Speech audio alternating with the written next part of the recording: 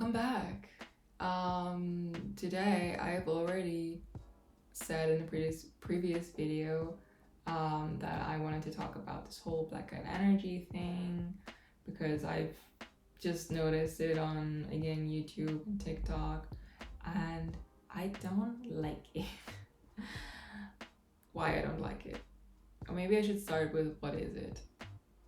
And I feel like if you click this video, you probably know what I'm talking about, but I'm gonna sum it up a little bit of how I see it. Maybe I'm wrong, correct me if I'm wrong. But black cat energy to me is this energy of a person who is more, and person mostly women, because I saw it mostly targeted towards women. It's this woman who is very passive, unbothered, and also because I saw it mostly in relationship towards men, gonna speak in very heteronormative terms in this video. She lets the man provide, she lets the man lead. She's very much like, well, I don't care about you, dude. Playing hard to get. One aspect of it that I do agree with, so it's not all negative, is that I think it's good to not be too giving or too attached to somebody you just met, or in dating life in general. If it's not a committed relationship, I think that's good. But there are more aspects of it that I do not agree with. First of all, I just think it's kind of embarrassing because it reminds me of like teenage boys who on their first day of school act like, or think they want to act like, edgy anime characters. I think the idea of taking on another personality that is not yours is just silly. And like I said, it gives me teenager, it gives me very insecure in who I am as a person. You just have the energy that you have, or you just have the personality that you have, and if you want to improve on that, then do that. I get like secondhand embarrassment from it, and also a little bit of pity, being like, why are you so insecure about yourself, or about how others perceive you, that you would change your entire personality for others to see you as what? Cold? Like, I don't think being passive is a good thing. I think it sounds very negative. Also, love, and like I've said before, I feel like all of these terms, also with the being in your feminine energy and stuff like that, it mostly relates to how to behave in a relationship, or in dating, or seeking out a partner. And I hate to break it to you, but I don't think love and or attraction is that complicated.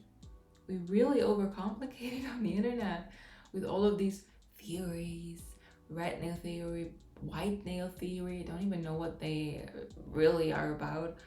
But also, like now with the black cat energy, there are so many concepts that are just not real. If somebody likes you, they like you. Whether you try to resemble a cat, a dog, a horse, they just like you. And you don't have to warp your entire personality for them to do so. You just have to be there. And you know, it's not complicated. It's not easy. It's not easy to find a match and to find someone who is attracted to you the same way you're attracted to them, or vice versa. But it's not complicated. And I feel like we're trying to intellectualize something that can just not be intellectualized, because love doesn't make sense in a lot of ways. You just like whoever you like. I don't think you can manipulate someone into loving you and that ending up being a good and healthy relationship. You can't just keep up a facade for the rest of your life. And also, how do you I just imagine someone coming up to a couple that got to know each other with one person acting completely different, and someone being like, how did you guys meet? And you're like, oh, I used the red nail theory. That's not gonna happen because that never happened.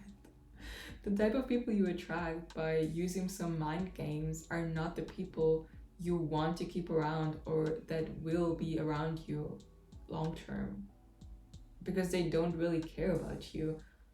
They care about your aesthetic, or they project something onto you, or you're a fantasy to them. We as women have to stop forcing to change every aspect of ourselves in order for us to be what? Attractive to men?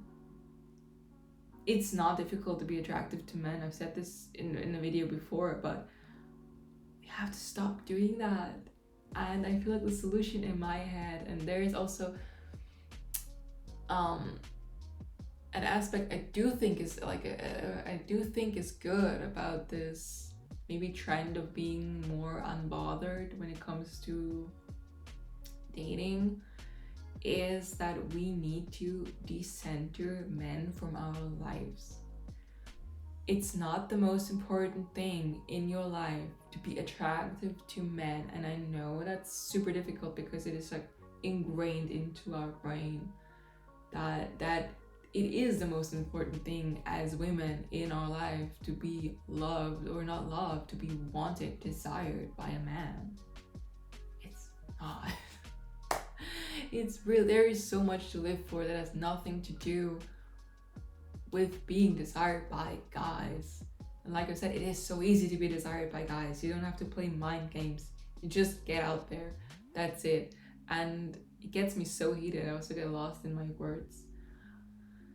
But I feel like there is so much hidden, and not even that hidden, misogyny in others and in us as women, preaching to other women to be passive, to be receiving, to let the man lead. It's insane.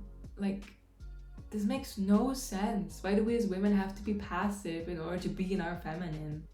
It's okay and good and healthy and normal to pursue people and to pursue things and to go after what you want in life.